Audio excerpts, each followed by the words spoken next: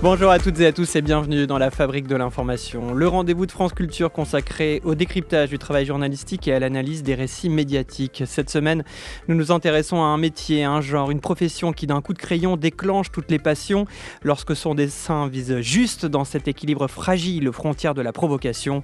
Je pense aux dessinateurs de presse, les caricaturistes qui font partie depuis des siècles de notre paysage médiatique. Comment ce métier a-t-il évolué depuis le 19e et quels sont les défis de l'époque face au flux d'images qui nous submergent? Quelle est la place du dessin de presse et son rapport ambivalent aux réseaux sociaux? Diffusé dans le monde entier, le dessin peut devenir au mieux un étendard des revendications en fédérant un large public, mais également être victime d'une décontextualisation qui détourne son sens premier.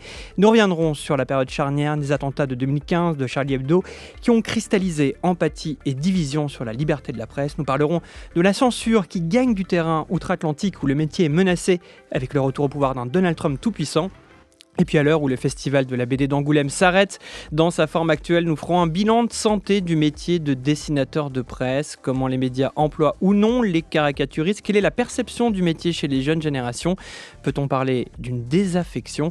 Bref, en un jeu de mots facile, le dessin de presse a-t-il bonne mine? 3 invités pour en parler.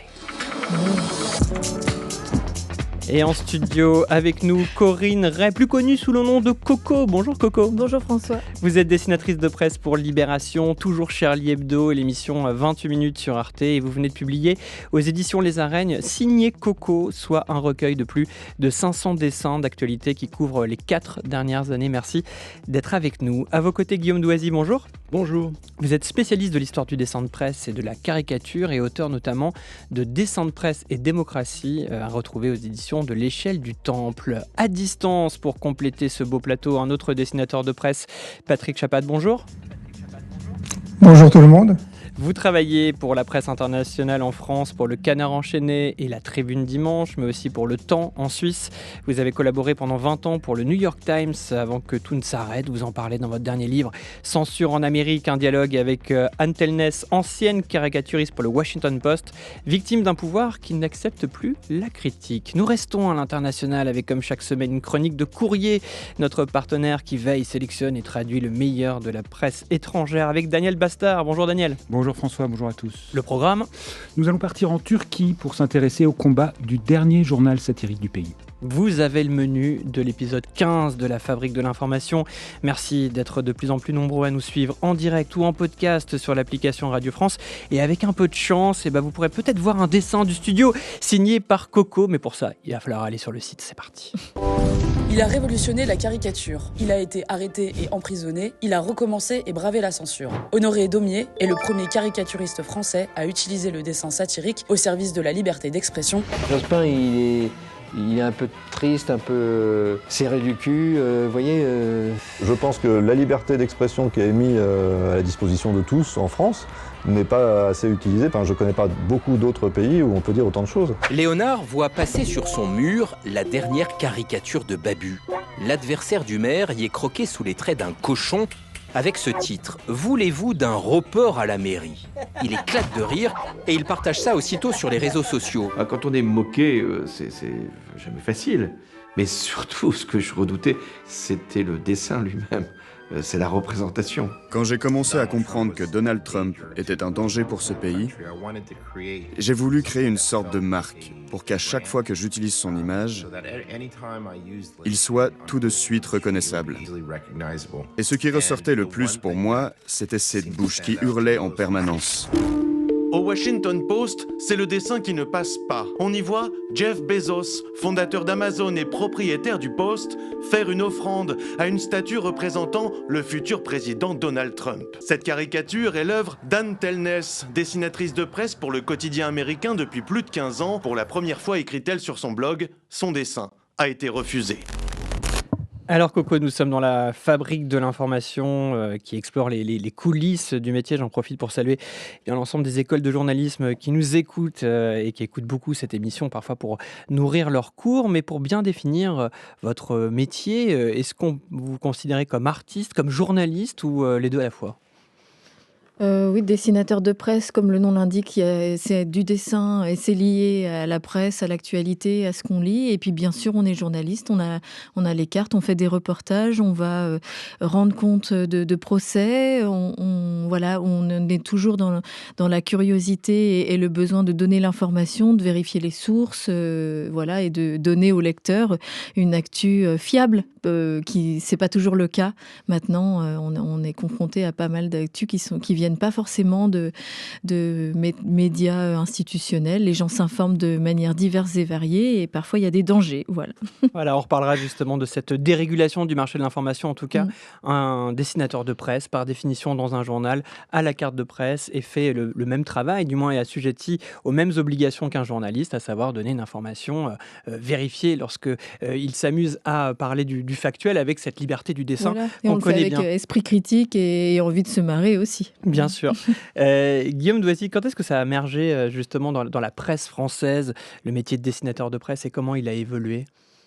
Alors, on fait débuter le dessin de presse en 1830, mais en fait, la caricature, elle apparaît à l'époque de l'imprimerie, donc on est plutôt au début du XVIe siècle, une époque de grande tension politico-religieuse, et chaque camp, finalement, instrumentalise la caricature pour défendre ses idées et attaquer ses adversaires. Donc voilà, c'est quand même une longue histoire. Et pourquoi 1830 ? Parce qu'en 1830, on prend l'habitude d'associer le dessin satirique au journal. Voilà, toutes les semaines ou tous les jours, avec le quotidien Le Charivari qui est né en 1832, vous avez votre double discours satirique en texte et en image. Donc là, on a vraiment l'essence finalement de ce qu'est le dessin de presse. Un lien très fort entre le média et puis le langage. Mais à l'époque, c'est quand même très marginal. C'est quelques journaux qui sont tirés à quelques milliers d'exemplaires. C'est tout. Le reste de la presse n'est pendant longtemps pas tellement illustré. Et l'âge d'or vraiment du dessin de presse, c'est la fin du 19e siècle, la belle époque, où là, on a des centaines de journaux et satiriques et des journaux quotidiens qui utilisent le travail des dessinateurs. Alors je demandais justement à Coco si elle se considérait comme artiste et journaliste. Elle a affirmé bien sûr journaliste. Néanmoins, au début, le dessin de presse, il me semble qu'il y avait une vision un peu artistique. C'était peut-être des artistes qui s'y employaient. Alors, non seulement ce sont des artistes, alors c'est plutôt des artistes ratés, entre guillemets, puisqu'ils auraient bien aimé faire carrière dans les académies, avoir une reconnaissance officielle en exposant leur peinture. Bon, en général, ça ne marche pas bien, donc ils se réfugient dans le dessin de presse. Et c'est vrai que les dessins sont très travaillés, que ce soit à la lithographie ou avec d'autres procédés d'impression. On a une recherche esthétique, le travail de la couleur, le travail de la forme. Une légende qui est indispensable, mais en gros, le dessin, il est d'abord une apparence. Aujourd'hui, depuis plusieurs décennies, on est plutôt dans la ligne claire, le dessin au trait, vite fait, bien fait, en général bien fait, même s'il y a un travail de réflexion, c'est l'idée qui va primer. Au 19e siècle, c'est pas tout à fait ça. Et donc, on a vraiment des dessinateurs. Je dis dessinateurs parce qu'il y a très, très, très peu de dessinatrices, hélas, jusqu'aux années 70, 1970, on reste dans un univers très masculin. Mais il y a vraiment la volonté de faire une belle image, en même temps que, éventuellement, d'être extrêmement mordant et de se confronter à la censure, éventuellement, au pouvoir ou à d'autres pressions possibles. Alors, on va parler peut-être même de censure avec Patrick Chapat, puisque vous m'offrez cette transition. Peut-être pour aller finir ce petit point de définition, Patrick Chapat, est-ce qu'il y a une différence entre un dessinateur de presse et un caricaturiste ? Est-ce que vous y voyez quelques lignes de frontières ou pour vous, c'est à peu près la même chose ? Bon, franchement, on utilise les deux mots pour désigner la même chose, même si la caricature, le portrait outré, c'est un sous-genre, c'est un genre, une catégorie de ce qu'on met sous dessin de presse. Il y a de l'illustration, de la caricature, du dessin politique, ces différentes catégories. Mais c'est vrai qu'on parlait de nos ancêtres, et Daumier, le grand-papa de tous les dessinateurs de presse, c'était un caricaturiste, mais quand même un commentateur de l'actualité. Et moi, j'ai envie de dire que le métier, symboliquement, est né avec le procès qui s'est ouvert le 14 novembre 1831. Philippon, qui était le complice et l'éditeur de Daumier, était traîné à la cour d'assises de Paris. Et puis là, devant les juges, il a sorti 4 croquis de sa poche. Le premier était le portrait de Louis-Philippe, bien déformé, puis ça se transformait en 4 esquisses en poire. Et cette poire, elle est restée le symbole. Donc il a été condamné, bien sûr, il a fait de la prison. Daumier aussi a fait un peu de prison. Ils sont ressortis, ils ont recommencé à dessiner. Et donc c'est vraiment ce combat pour la liberté. Et cette poire, elle est restée pour l'éternité le symbole de l'impertinence de la satire face au pouvoir. La poire, c'est un petit peu le symbole tutélaire de la profession, j'ai envie de dire. Alors moi je vous propose de passer de la poire à la grande pomme, et donc aux États-Unis que vous connaissez Quelle bien. transition. Ah voilà, c'est le travail. Voilà, je m'inspire de vous puisque vous avez travaillé au New York Times pendant très longtemps, justement, Patrick Chapat, et vous en avez fait un livre, Censure aux États-Unis, et vous nous parlez justement de ce climat et du dessin de presse et de la caricature menacée en ce moment. Quel est l'état d'esprit en ce moment aux États-Unis par rapport au métier de caricaturiste? Waouh, c'est sombre aux États-Unis, hein, parce que non seulement on a fait ce livre avec Anne Telnay, vous avez parlé d'elle tout à l'heure, Oui. c'est une grande dame du dessin de presse, hein, à souligner. On dit qu'il n'y a pas beaucoup de dames, mais il y a une grande dame en France, c'est Coco, franchement. Et puis aux États-Unis, on a Anne Telnay, ce qui est une figure très importante du métier. Elle a travaillé 17 ans au Washington Post. En janvier dernier, un dessin, une esquisse, est refusée par la rédaction. C'est la première fois que ça lui arrive. Pourquoi ? Parce qu'elle représente Jeff Bezos, qui non seulement est le milliardaire surpuissant qu'on connaît, mais qui est aussi propriétaire du journal, et il est en train de se prosterner devant Trump avec des paquets d'argent et avec ses amis de la tech.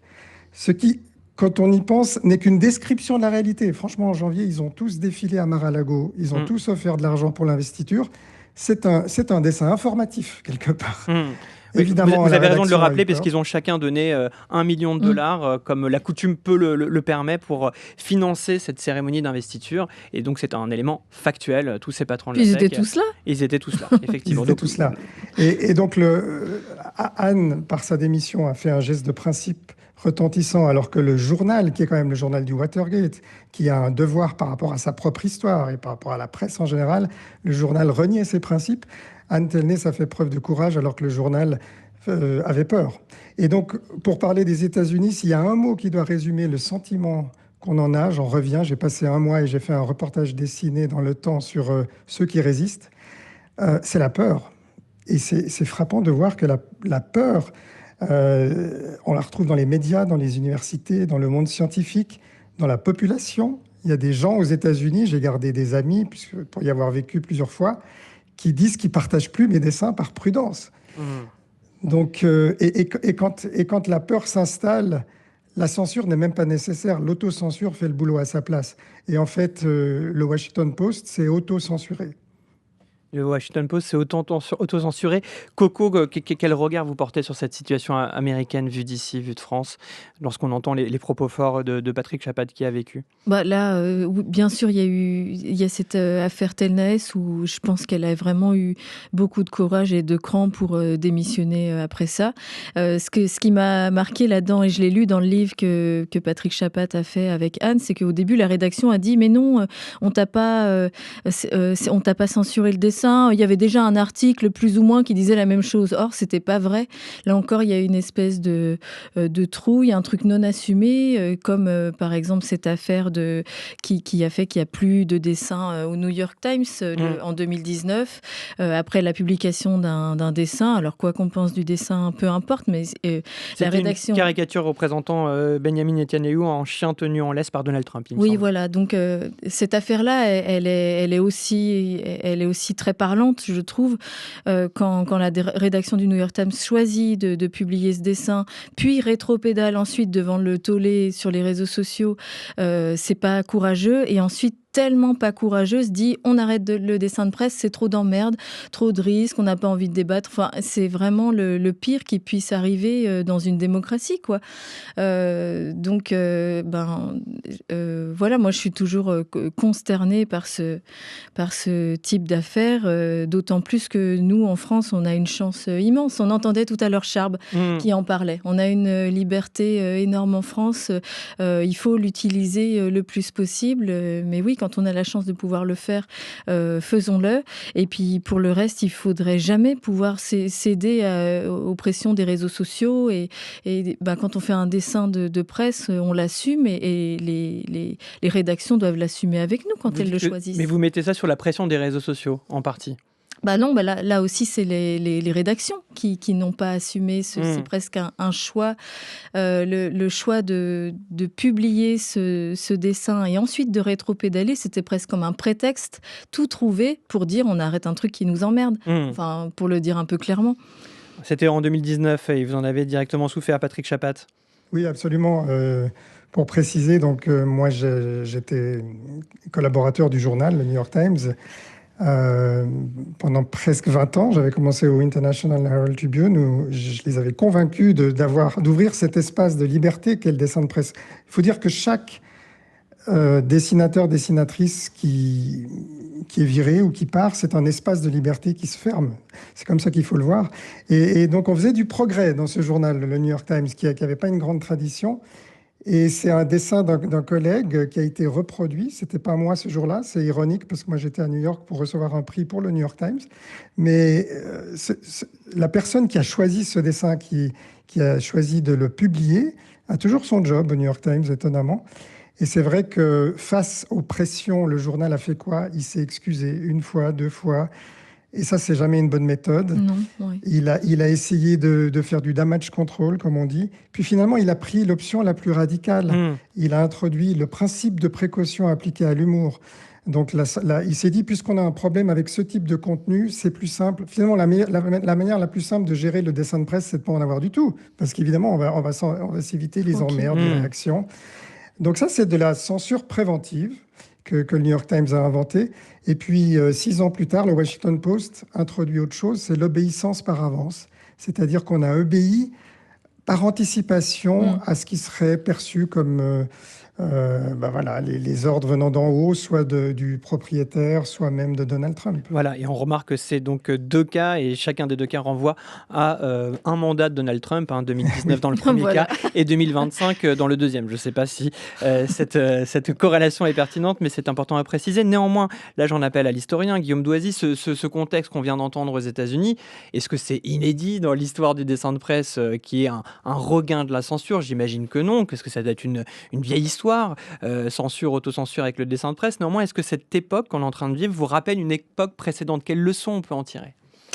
C'est difficile de tirer des leçons entre aujourd'hui et le passé parce que les conditions actuelles, avec cette hypermondialisation et des tensions très rapides qui s'expriment, des pressions très rapides, elles font que ce contexte, il est totalement différent de ce qu'on connaissait avant. Même si on a une mondialisation du dessin de presse à la fin du 19e siècle, les enjeux restent relativement locaux et relativement nationaux. Donc on n'a pas trop ce choc finalement international qui date des années 1980-90 avec la télé satellitaire et puis après l'Internet. Par contre, évidemment, les questions de liberté d'expression, elles se posent. Et en France, par exemple, en juillet 1981, on a une grande loi sur la liberté de la presse et qu'on présente en général comme totalement fondatrice de notre liberté actuelle, toujours, de ce qu'il en reste. Il faut quand même se rappeler que déjà à l'époque, il y avait des pressions. Déjà à l'époque, il y avait des phénomènes de censure qui ne disaient pas leur nom, avec notamment des saisies de journaux totalement illégales de la part de l'institution policière notamment. Et puis, on a quand même plusieurs dessinateurs de presse entre 1880 et 1914 qui ont fait de la prison en France pour avoir visé l'armée. Donc, en fait, il n'y a pas d'âge d'or de la liberté d'expression.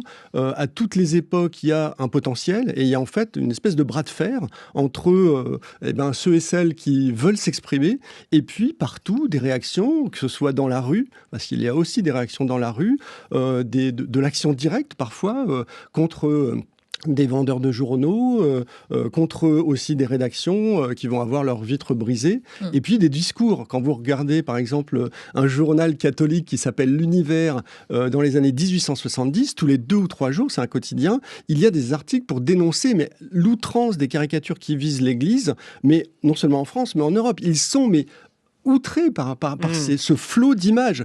Et d'un autre côté, les catholiques vont utiliser aussi ces images, donc Sans problème. Donc on voit qu'effectivement les tensions sont inhérentes même à ce métier, à votre métier. Et c'est ce qui fait d'ailleurs qu'un dessin est réussi, j'imagine. C'est quand il provoque aussi des réactions. Ben oui, parce qu'en fait, si tout va bien, on n'a pas de dessin de presse à faire. On est là quand même dans l'idée de critiquer, de dénoncer, de bousculer, et puis d'être dans un état d'esprit critique, quoi. Et quand on est dans un journal satirique, qui plus est, voilà, c'est ce qui fait aussi la force de ces dessins-là. On prend pas de gants. On traite tous les sujets qu'il y a à traiter, que ce soit l'intolérance religieuse, que ce soit voilà, contre des actions politiques diverses, variées, ou que ce soit sur des conflits géopolitiques, ou je sais pas, le viol, par exemple, les viols du Hamas, les violences faites aux femmes, c'est des sujets qui sont quand même assez graves, parfois lourds, par le rire, par le dessin, on questionne, on analyse, et puis on s'en sort aussi avec des dessins qui soit amènent à une réflexion, soit à du rire, soit à les deux, soit les deux, si c'est possible. Ouais. Donc le but, c'est ça, c'est aussi de s'élever, et puis de partager quand même aussi des informations, des analyses.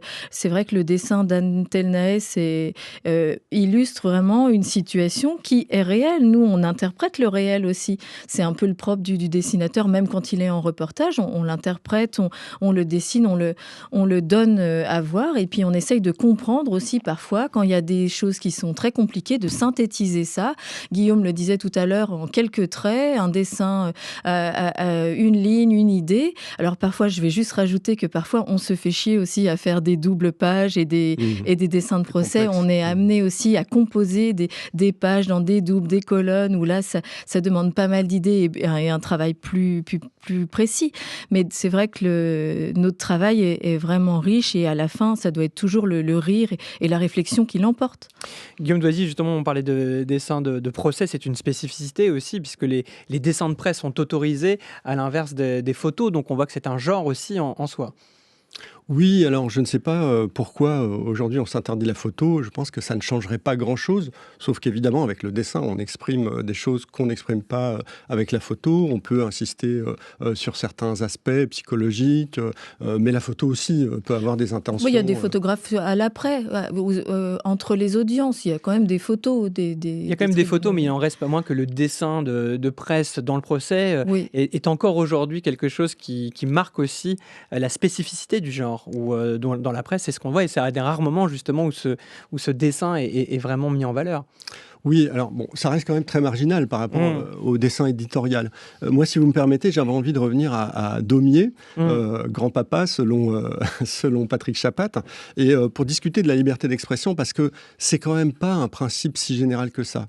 Et quand on regarde Daumier entre 1830 et 1835, il se bat contre le pouvoir, contre Louis-Philippe, en effet, avec la fameuse poire. Quelques années après, 1848, alors que Daumier subit la censure depuis 1835, il y a la Deuxième République, et finalement ses amis politiques sont au pouvoir. Et donc, il dessine quoi? Il dessine qui? Il critique qui? Eh bien, il critique plus le pouvoir. Il critique les femmes qui réclament le droit de vote, qui réclament le droit au divorce, etc. Ah bah d'accord. Et il les représente. Non, mais il les représente comme des furies alcooliques, etc. Donc, et il critique les socialistes, il critique donc les gens qui défendent, en gros, les classes populaires. Et il va y avoir les journées de juin, en juin 1848, plusieurs milliers de chômeurs sont tués à Paris, c'est la répression. Pas un dessin sur ce sujet. Donc Daumier, qui exerce sa liberté d'expression, en même temps, il a un point de vue très situé, et il faut toujours avoir ça en tête, c'est-à-dire que on défend un point de vue, on a une certaine position dans la société, et qui fait que elle est où la liberté d'expression? En tout cas, elle est pour elle est pour Daumier, mais elle n'est pas pour les petites gens, les femmes, etc., qui n'avaient pas accès à ces moyens. Ce qui est intéressant à vous entendre, Guillaume Doisy, c'est qu'on peut avoir l'impression aujourd'hui que le dessin de presse a une sensibilité politique peut-être plus de gauche, ou du moins on peut avoir cette impression-là. Or, dans l'histoire, il y a eu des dessins de presse qui ont occupé, je dirais, tout l'échiquier politique. Alors absolument. Mais même Daumier, qui est censé être de gauche, il peut être très conservateur d'un point de vue moral.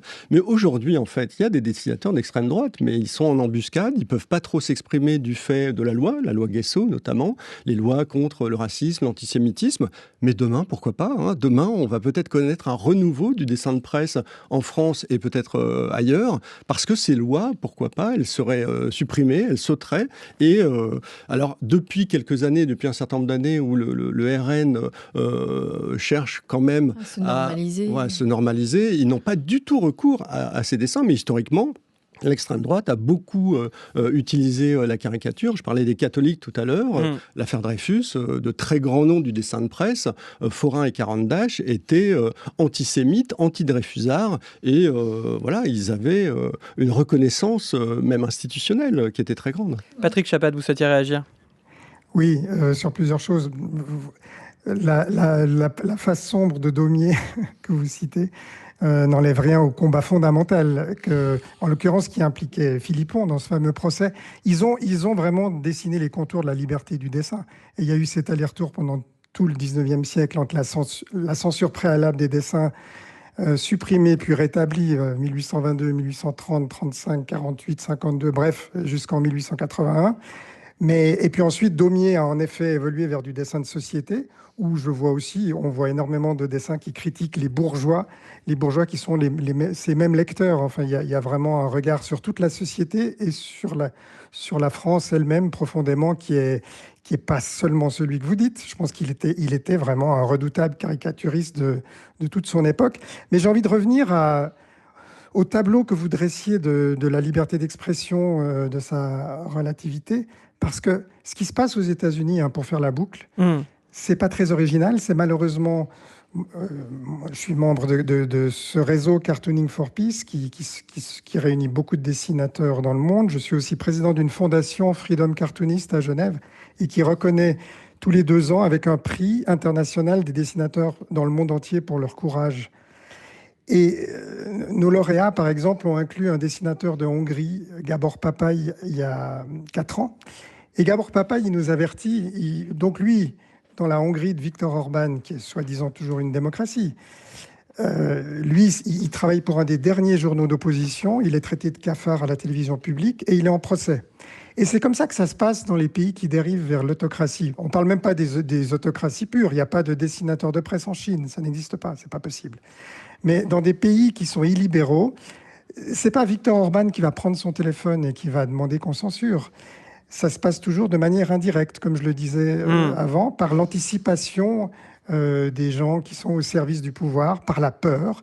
Et donc, Gábor Papai nous avertissait, ce qu'on voit en Hongrie aujourd'hui, vous allez le voir demain aux États-Unis, il disait ça avant l'élection, si vous élisez un Trump, et après-demain en France, si vous élisez une Marine Le Pen. C'est une glissade qu'on a vue partout dans les pays qui glissent vers l'autoritarisme. Et ça, on le voit maintenant aujourd'hui aux États-Unis.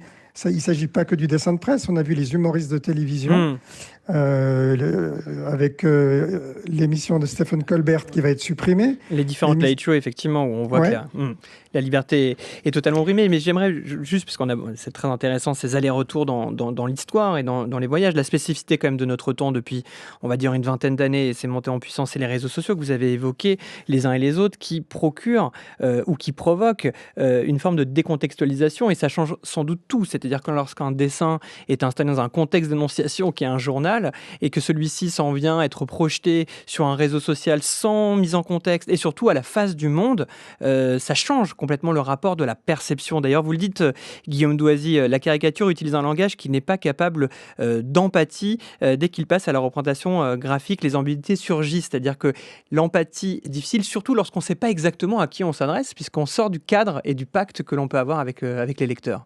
En fait, là, il y a 2 questions. Il y a le langage outré qu'utilise le dessinateur ou la dessinatrice, et il y a la résonance mondiale et la circulation.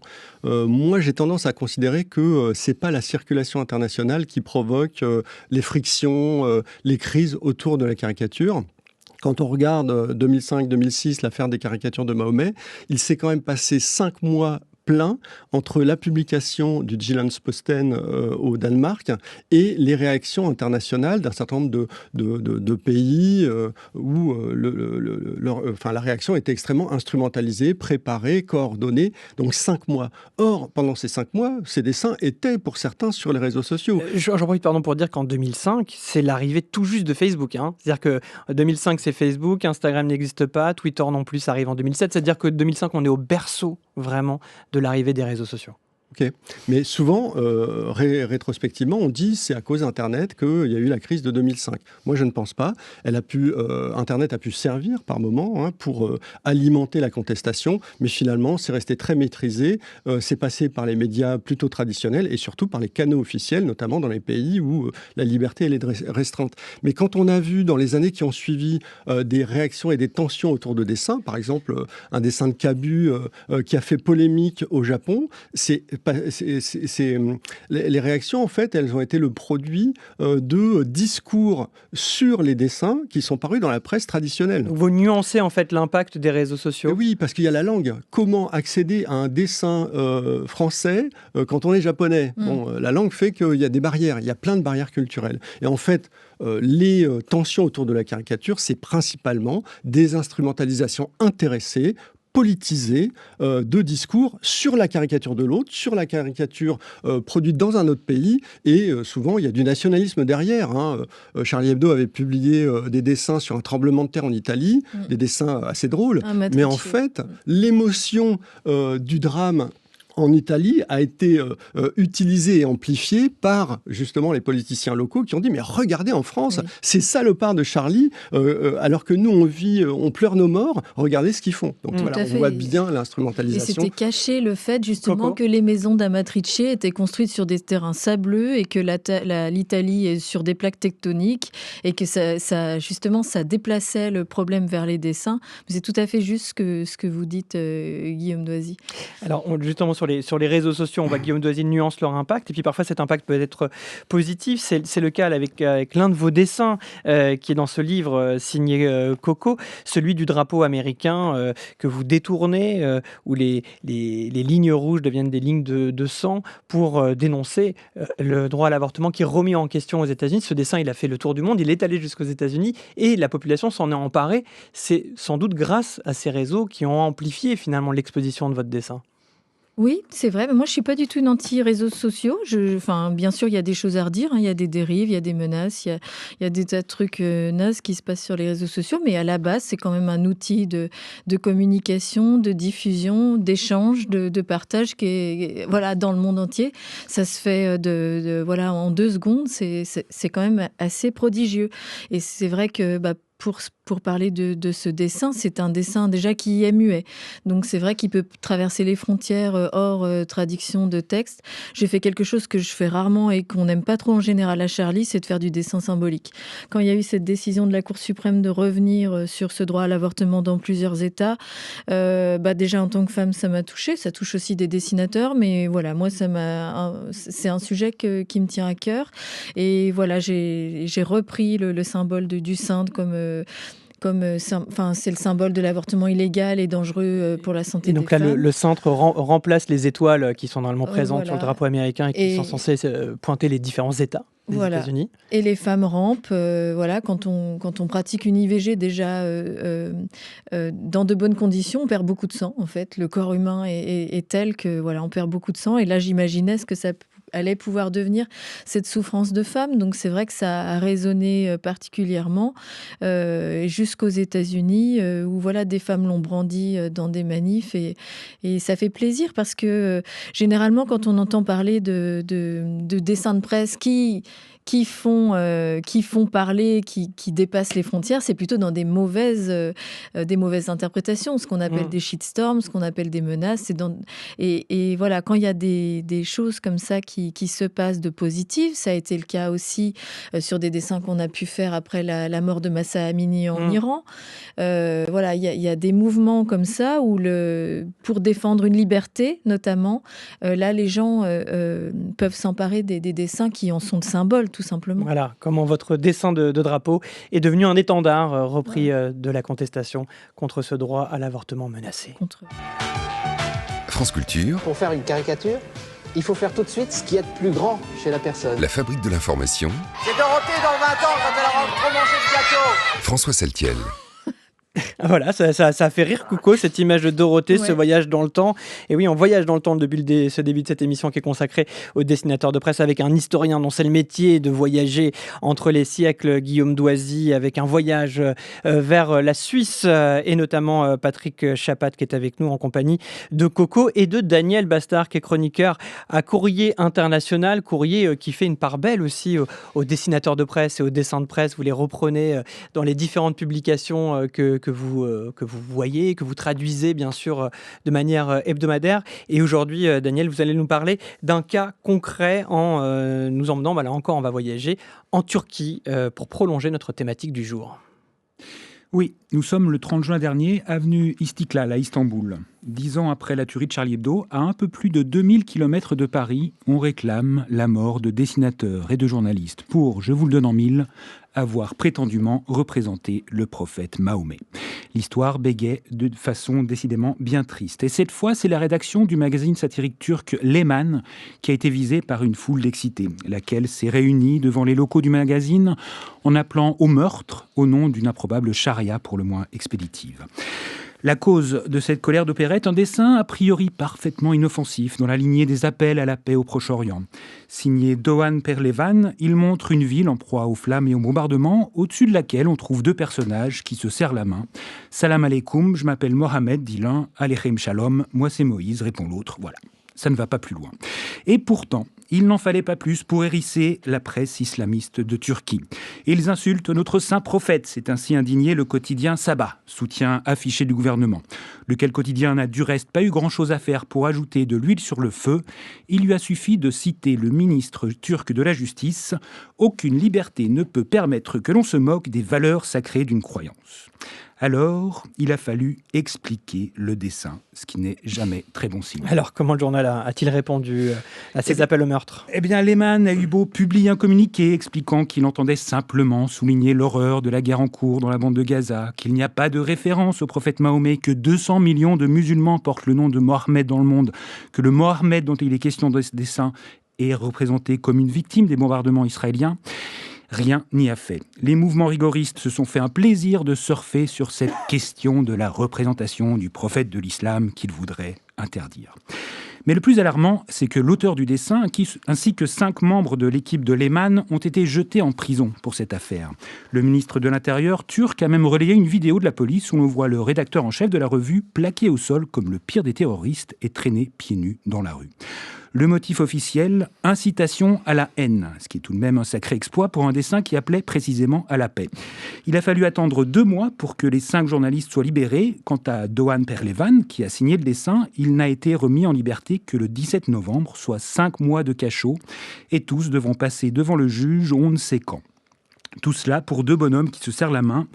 Cette affaire montre à quel point le dessin de presse est plus que jamais un sport de combat, a fortiori dans un pays comme la Turquie, dont la société est labourée par le populisme islamisant d'Erdogan, mais dont une partie reste intimement attachée à la laïcité et à la liberté d'expression. Et c'est précisément ce qui a fait de cette affaire Leman un symbole. Oui, Leman, c'est vraiment le dernier journal satirique en Turquie. Son équipe était du reste très proche de l'ancienne rédaction de Charlie Hebdo, dont il republie volontiers les caricatures. Or, Leman est aujourd'hui dans une situation économique précaire. Et tout porte à croire que ce harcèlement judiciaire, dont son équipe est l'objet, vise à l'anéantir une bonne fois pour toutes. Il y a un précédent. En 2017, son principal concurrent, le magazine Penguin, avait déjà dû jeter l'éponge. Et ce que révèle cette affaire, c'est à quel point la caricature est aujourd'hui l'objet d'instrumentalisation. On en a parlé. La question n'est même plus de savoir ce qui est représenté, mais comment le message sera manipulé. On touche là à un enjeu auquel, à Courrier International, nous sommes très sensibles, c'est la dimension transculturelle d'un dessin et de l'humour.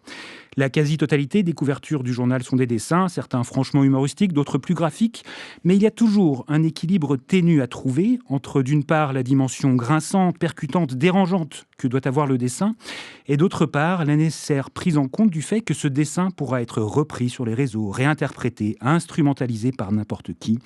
Et évidemment, c'est à chaque fois un arbitrage absolument vertigineux. Merci beaucoup Daniel, une chronique à retrouver bien sûr sur le site de Radio France et puis Courrier Courrier International en kiosque depuis hier, comme chaque semaine, avec son dessin donc qui ont fait sa couverture et sa une. Patrick Chapat, peut-être une réaction par rapport à la chronique de Daniel de Courrier International? Non, mais je retiens le mot vertigineux et la discussion qui précède, parce que c'est vrai que pour moi, les réseaux sociaux, Internet a ouvert complètement le monde. On vit dans un monde ouvert avec des esprits fermés, et vraiment, l'affaire des caricatures de Mahomet, on l'a dit, est née dans les tout débuts des réseaux sociaux. Si ça avait été 10 ans plus tard, on peut bien imaginer que ça aurait été décuplé, l'effet et la rapidité du phénomène. Et oui, très souvent, il y a une instrumentalisation politique, que ce soit du fait religieux, que ce soit même de la question politique. J'ai fait l'objet une ou deux fois de tempêtes, de shitstorm, pour dire un gros mot. Une fois, un dessin qui est paru dans le Spiegel et qui mettait en scène la Chine et l'Inde. En Allemagne, donc. Le Spiegel, qui est un magazine allemand. Et je fais un dessin que je croyais très innocent. C'est pour vous dire qu'on n'est pas toujours en train de se dire « Ouh là là, ça va faire mal, qu'est-ce qui va m'arriver ?» Non, c'était un dessin très innocent qui montrait la population indienne qui dépassait la population chinoise. Et j'avais illustré ça avec 2 trains. On fait du dessin à la radio, hein, c'est génial, je sais. C'est un concept. Si vous tapez Google train Inde, vous savez ce que vous allez voir comme image. Vous allez voir un de ces trains surbondés. C'est très folklorique. C'est une image un peu cliché, mais qui est encore très vraie dans beaucoup de parties de l'Inde. Donc j'ai fait ce train surbondé avec des gens sur le toit, des gens aux fenêtres, etc., qui dépassait allègrement un TGV chinois complètement sombre et triste. Néanmoins, ce sont les Indiens qui se sont formalisés, et la mèche a été allumée par un assistant du ministre de la Communication. Il a dit que c'était un dessin raciste par des Allemands et qui voulait rabaisser l'Inde et ses progrès en matière ferroviaire. Et ça a complètement allumé la mèche des soutiens de Modi. Donc on a un gouvernement nationaliste qui a toujours besoin de donner du combustible à ses followers. Donc ça a été monstrueux. Ça a duré 2 semaines. En général, un shitstorm dure 1 semaine. Je peux vous dire 2 semaines, c'est long. Le journal a fait le dos rond. Il a même supprimé mon dessin de Facebook. Donc il a fait plus que le dos rond. Il a aussi un peu reculé. Après, ils m'ont dit que c'était une erreur, que ce n'était pas voulu. Ils se sont fait traiter, comme c'est un journal allemand, vous imaginez le principe de Godwin, ils se sont fait traiter de nazis. J'ai eu droit sur mes réseaux sociaux à une pluie d'images et de messages. C'était dans les médias aussi, non seulement indiens, dans toute l'Inde, mais les médias internationaux. Et puis alors, pour couronner le tout, un petit malin très vite a vu que non seulement... Parce que d'abord, j'étais un dessinateur nazi, supposément allemand. Après, ils ont découvert que j'étais né au Pakistan. Alors, je ne sais pas si vous imaginez. Ah, voilà, ça n'allait pas aider. Ça n'allait pas aider, là, bien sûr. Ah, gros souci. Alors là, on est passé dans l'autre dimension. Donc, voilà un shitstorm global, alimenté par le nationalisme et avec une utilisation du pouvoir. Qui illustre un peu tous les points dont on a discuté avant. Oui, c'est ça, Guillaume Doisy. Là, on voit bien qu'avec ce cas de train, à la fois, c'est les nouvelles autoroutes de l'information qui sont les réseaux sociaux qui font que sa réception est donc différente par rapport aux sensibilités et la manière dont on regarde ce dessin. Donc, c'était aussi quand même peut-être l'incarnation de cette décontextualisation dont on parlait tout à l'heure, et bien sûr la récupération politique.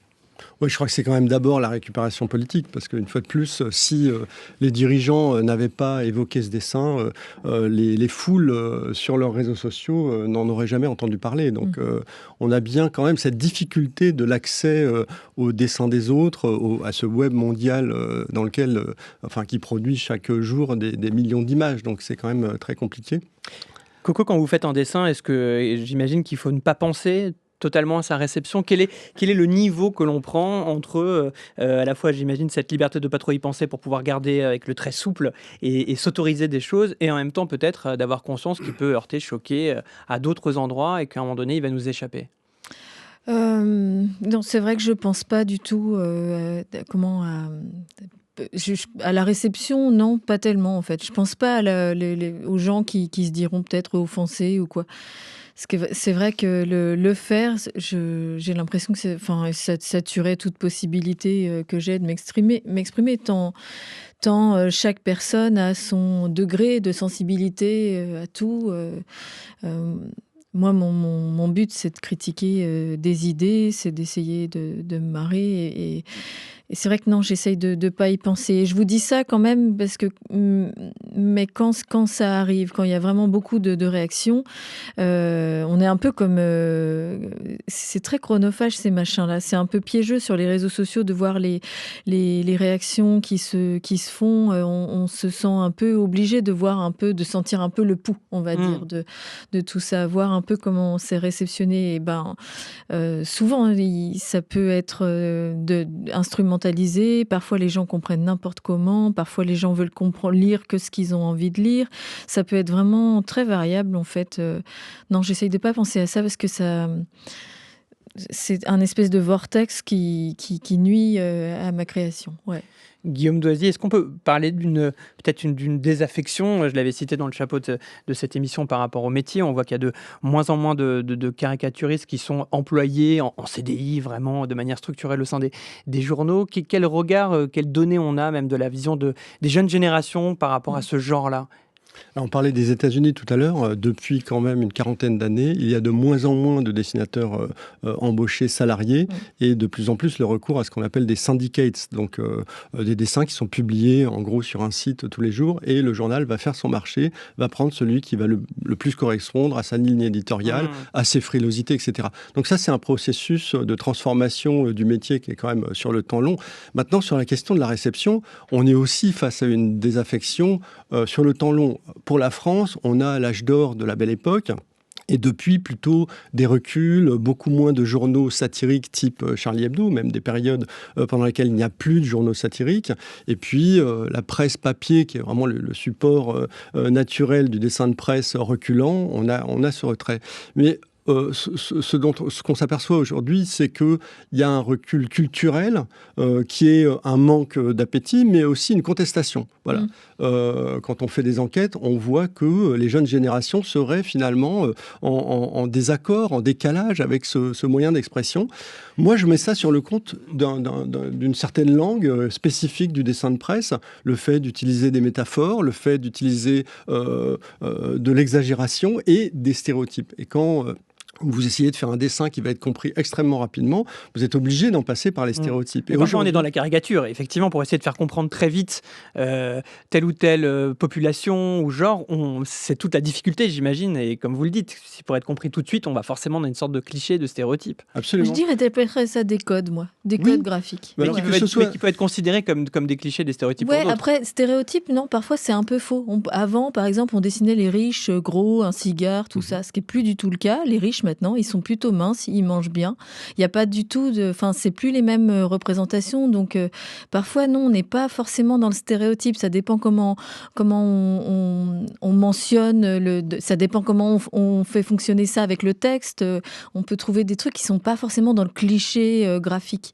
Je vais faire réagir Patrick Chapac dans un instant, mais qu'est-ce que vous en pensez, Coco, lorsqu'on entend Guillaume Doisy dire qu'il y a des jeunes générations qui n'ont peut-être pas les codes? Oui, je voulais rebondir là-dessus. Effectivement, nous, on va dans les écoles par le biais d'une association qu'on a créée après 2015 qui s'appelle Dessiner, Créer, Liberté. On va rencontrer des étudiants et c'est vrai que parfois on entend cette musique de « Ah, la religion, faut respecter ». On entend souvent ça dans la bouche des gamins. Et on leur dit que justement, respecter les croyances et pouvoir justement critiquer toutes les religions. Ça fait partie du débat démocratique et c'est justement le rendu qui a été dit après le procès des caricatures de Cabu, Mahomet débordé par les intégristes, c'est dur d'être aimé par les cons.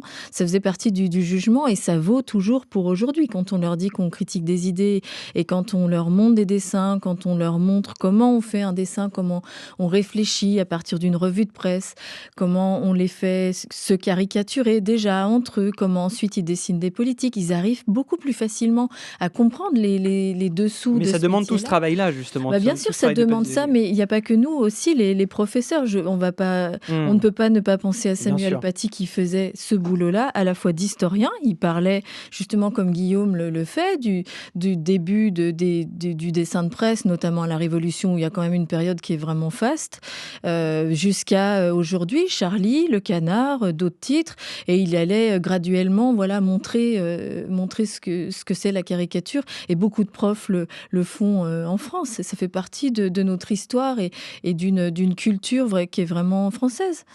Guillaume Doisy et juste après Patrick Chapat. Oui, moi je ne crois pas que ce soit parce que les jeunes n'ont pas les codes. Je crois il y a une espèce de paradoxe. La liberté d'expression, avec le fait d'utiliser les codes dont tu parles, on peut parfois parler de stéréotypes qui évoluent de toute façon, et le dessinateur ou la dessinatrice s'adapte. Et puis la démocratie dans laquelle on est, qui exige un respect des personnes, un respect des personnes discriminées, des personnes minorisées, etc. Ça, et là, on a quand même une grosse contradiction, puisque quand un ou une dessinatrice veut représenter, par exemple, un dessin contre l'homophobie, je dis contre, ou un dessin antiraciste, mais comment représenter une personne homosexuelle ? Eh bien, on va représenter une personne identifiée homme efféminée. Clac, on est dans le stéréotype. Une personne racisée... on ne fait pas ça. Alors, ça. Moi, je regarde les dessins, et alors, pas toi peut-être, mais il y en a plein. Non, mais disons que ça peut arriver. On m'a déjà posé la question. Récemment, j'étais dans une rencontre de dessinateurs à Bâle, et il y a un type dans le public qui m'a demandé ça. Et c'est vrai que c'est très dur. On voit pas la sexualité des gens sur eux. Bah oui. Donc c'est pas possible d'en venir à des clichés pareils. Moi, je trouve ça justement discriminant de faire le type efféminé. Il faut essayer d'être suffisamment imaginatif. Enfin, moi, j'avais fait des dessins en passant par le biais des mantes religieuses, qui est un peu un code un peu graphique pour mettre les femmes avec les femmes, les hommes avec les hommes, voilà. Oui, mais tu évites la représentation du corps. Donc, bah oui, mais en même temps, comme notre métier est créatif, il faut être inventif, créatif, se surprendre, et pas forcément pas passer par ces genres de représentations que je trouve un petit peu border. Et on rappelle aussi que parfois vous êtes pris par le temps, comme tous les journalistes, où il y a des dessinateurs qui doivent rendre un dessin par jour, bien sûr, exactement. Et donc là, effectivement, parfois, c'est ce qui fait qu'on peut avoir recours à des clichés. C'est quand le temps aussi nous impose. Mais c'est pareil quand on est journaliste dans le texte, on va prendre des formules toutes faites parce qu'à un moment donné, ça prend du temps d'essayer d'établir la nuance. Patrick Chapat. Oui, moi j'ai envie de relativiser un tout petit peu le discours sur le dessin de presse déclinant, parce que c'est vrai que c'est une idée un petit peu répandue. En même temps, on a parlé d'Internet, les dessins n'ont jamais autant été vus et partagés, on n'a jamais eu un aussi grand public. On voit émerger des formes différentes que les médias traditionnels. On voit qu'aux États-Unis, il y a un média comme Substack, qui est une sorte de réseau social participatif avec des gens qui s'abonnent à des... Anne Telnez, par exemple, aujourd'hui, gagne mieux sa vie qu'avec le Washington Post. Il y a des humoristes qui gagnent des sommes énormes sur Substack. Et puis, la satire politique va toujours trouver un chemin, que ce soit à travers le dessin de presse traditionnel ou pas. Elle a toujours trouvé un chemin. L'humour trouve toujours un chemin. C'est un peu comme l'eau. Il s'infiltre pas partout. Il y a des nouvelles formes aussi qu'on peut inventer. Moi, j'ai expérimenté quelque chose depuis l'an dernier. J'ai fait une tournée dans les théâtres. Alors, c'était seulement en Suisse pour l'instant. Et c'était un vrai spectacle autour du dessin de presse. On a eu, à ma grande surprise, parce que franchement, c'était nouveau, quoi. Je me jetais à l'eau dans quelque chose. On a eu des salles combles partout, donc on a eu 15 000 spectateurs. Et puis, j'ai eu des jeunes qui ont été dans certaines soirées, notamment les lycées ont amené des classes. On s'est vu avant, ils ont préparé avec leurs profs, justement pour faire un petit travail d'éducation sur les questions de messages, de métaphores, de codes. Puis ensuite, ces jeunes, ce que j'ai trouvé formidable, je me souviens d'une soirée où ils ont mis 3 classes de lycée dans une salle de 500 places. Il y avait peut-être 100, 150 élèves dans les tout premiers rangs. Et donc, je voyais tous ces jeunes devant moi. Et à la fin, c'est eux qui ont lancé une standing ovation. Et donc, souvent, j'ai envie de dire, oui, on dit beaucoup, c'est vrai que les jeunes n'ont pas accès au dessin de presse, mais en réalité, je ne crois pas qu'il y ait mal donne ou qu'il y ait un problème de communication. Il y a un petit problème d'éducation et de simplement atteindre ces jeunes. Oui, si on le dit juste, Patrick Chapat, c'est là, encore une fois, c'est les chiffres. Et puis, vous avez même commencé votre intervention en parlant de ces journaux américains qui ont décidé, pour résoudre leurs problèmes, de se séparer ou de supprimer complètement les espaces au dessin de presse. Après, je pourrais faire appel à quelques chiffres. En 1978, on comptait 117 caricaturistes vivant exclusivement de leurs dessins dans les journaux. Et 50 ans après, ils ne sont plus qu'une vingtaine. Donc, on voit qu'il y a quand même des chiffres. Mais ça ne veut pas dire que le métier n'attire plus. D'ailleurs, peut-être que les formes sont assez nouvelles. On parlait des nouvelles technologies. On parle beaucoup de l'intelligence artificielle qui est toujours pointée du doigt dans ce qu'elle pourrait remplacer ou pas les professions. Là, peut-être que le dessinateur, Coco, ou la dessinatrice n'est pas tant menacée par l'intelligence artificielle parce que c'est quelque chose qu'elle ne peut pas reproduire, justement, ce trait, cet humour, ce second degré. On sait que la machine n'est pas très bonne pour cela. On se posait la question, oui, entre dessinateurs. Je me demandais avec mon collègue Foul si, par exemple, on donnait toute la banque d'images d'un dessinateur comme Villemain ou Willem, qui sont vraiment des dessinateurs forts, un peu trash, et très politisés, très féroces. Est-ce que l'intelligence artificielle arriverait à faire du Villemain ou du Willem ou à faire des nouveaux dessins comme Villemain, Willem? Je suis persuadée que non, parce qu'on réagit vraiment trop dans l'émotion, dans l'indignation à ce qui se passe et tout simplement l'IA est sans émotion. Je pense qu'elle arriverait à formuler un dessin graphiquement, comprendre comment ça fonctionne, peut-être mettre un décor, une bulle, mais je pense que ce serait très plat, puisque en fait, nous, ce qu'on met derrière, c'est de l'humour et beaucoup de sensibilité. On aurait tendance à penser d'ailleurs que les dessinateurs de presse parfois sont insensibles, tellement on se marre un peu sur tout, la mort, les trucs comme ça, mais si, justement, c'est parce qu'on est très sensible à tout ça qu'on arrive aussi à dépasser, rendre compte, partager là-dessus. Mais c'est vrai que justement par rapport Je déteste l'IA d'ailleurs. Vous détestez. le dire, toutes les IA. Voilà, on peut le voir justement dans certains de vos dessins. En fait, sans le savoir. Sur certains dessins. Quelle attaque, attention. Guillaume. Allez, moi, comme vous commencez. Jamais dire. Un débat né d'une fausse rumeur ici dans cette émission. Vous cherchez de l'attention et de l'huile sur le feu. On voit bien que c'est bien le naturel du dessinateur qui Guillaume revient. Qui veut faire du buzz. Voilà, moi j'en appelle Patrick Chapat, le Suisse qui va nous amener un peu de neutralité. Coco est une IA d'ailleurs. Patrick Chapat, c'est à vous. Non, mais moi je crois que l'IA sera tout à fait il est déjà capable de faire des blagues. Statistiquement, 1 sur 10 peut être bonne et donc ça peut se traduire en dessin. La dernière version de ChatGPT fait du cartoon. Avant, c'était vraiment très, très, très mauvais. Maintenant, je suis débarrassé de gens qui m'envoyaient des messages en disant « Ah, j'ai une super idée, je peux vous la donner. » Mais non, mais c'est parce que t'es bon public. Voire même, je peux vous la vendre. Et en fait, j'ai jamais évidemment réalisé une de ces idées qui était en général, je m'excuse pour les lecteurs qui m'envoyaient ces messages, mais pas terribles. Et maintenant, je vois qu'ils les font eux-mêmes. Ils les font et ils les postent. Et parfois, ils ont beaucoup de likes, figurez-vous. Mais ce que l'IA n'aura jamais, c'est une personnalité qu'on reconnaît, une voix. On sait qui parle, d'où ça vient. C'est pas sorti de ferme de trolls. C'est pas sorti de... Et donc, de même que la vache du Limousin a une traçabilité dans votre assiette, je crois qu'en humour, on aura besoin, et en presse, et en journalisme, on aura toujours plus besoin de voix qu'on reconnaît, qui ont une traçabilité.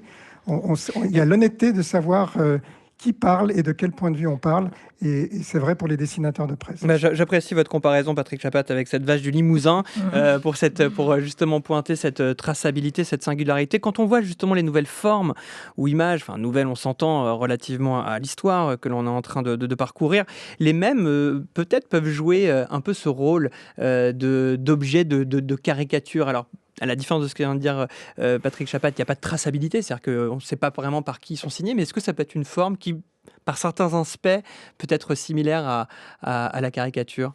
Alors, je suis tout à fait d'accord avec Patrick Chapat pour dire que, de toute façon, l'humour trouvera toujours des moyens à s'exprimer, et le même est un bon exemple. Mais le même, justement, ne nécessite pas la maîtrise du dessin. Et ça, c'est quand même compliqué. Donc, seuls des spécialistes peuvent réaliser des dessins de presse. Alors, peut-être que l'IA, rapidement, y arrivera plus qu'on ne l'espère. Moi, je crois aussi que l'IA est très puissante. Donc, comme Patrick Chapat, je pense que ça va venir très probablement. Mais dans le même, ce qui est intéressant, c'est que, il y a une forme de démocratisation ou d'appropriation de cette question de l'humour. Alors, par la réplication, par la répétition, tout comme au 19e siècle, les gens s'appropriaient des caricatures pour les brandir dans des manifestations, pour aller les coller dans des confessionnaux, etc., pour faire enrager les curés. Ça nécessitait pas une grande technologie. Là, le mème, alors, sauf qu'aujourd'hui, les mèmes, ils sont quand même très utilisés à des fins propagandistes, notamment par l'extrême droite, qui est très efficace et friande de ça.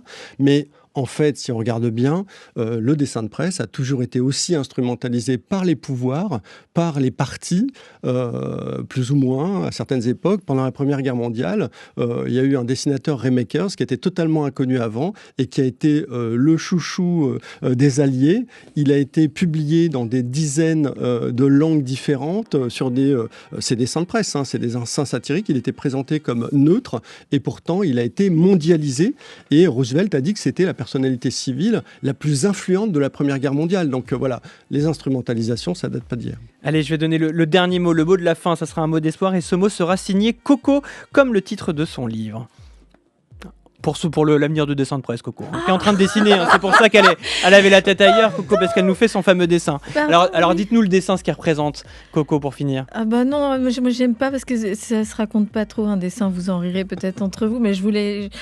du coup, je suis obligée. Bah oui. Mais déjà, je voulais juste avoir, moi aussi, comme Patrick, un dernier mot quand même positif sur le dessin de presse, parce que je trouve que ce sont des images qui continuent de fonctionner, de faire réagir, que ce soit dans le bon ou dans le mauvais sens, c'est pas très grave, parce qu'en fait le dessin aussi est là pour susciter des réactions. Quand il y en a pas, c'est là qu'il faut s'inquiéter. Et on verra si votre dessin va susciter des réactions, celui que vous êtes en train de faire à l'instant et que vous pourrez donc voir sur le site de l'application Radio France de la Fabrique de l'Information, à la réalisation Sorge Leroy, à la préparation Joséphine Reinhardt comme d'habitude. Je renvoie à vos livres signés Coco par Coco, La censure aux États-Unis par Patrick Chapat, La bascule du monde aussi, on s'en est servi pour préparer cette émission, regard croisé de photographes et de dessinateurs de presse aux éditions La Martinière, et bien sûr aux travaux de Guillaume Doisy.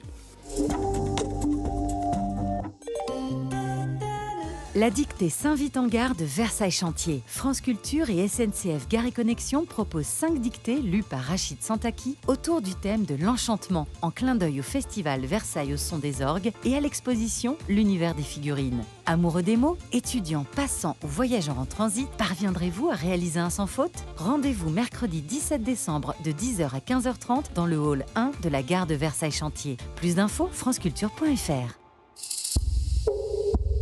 Vous êtes sur France Culture et vous y êtes bien. Et tout de suite, c'est l'heure de retrouver Marie Richeux pour son Book Club.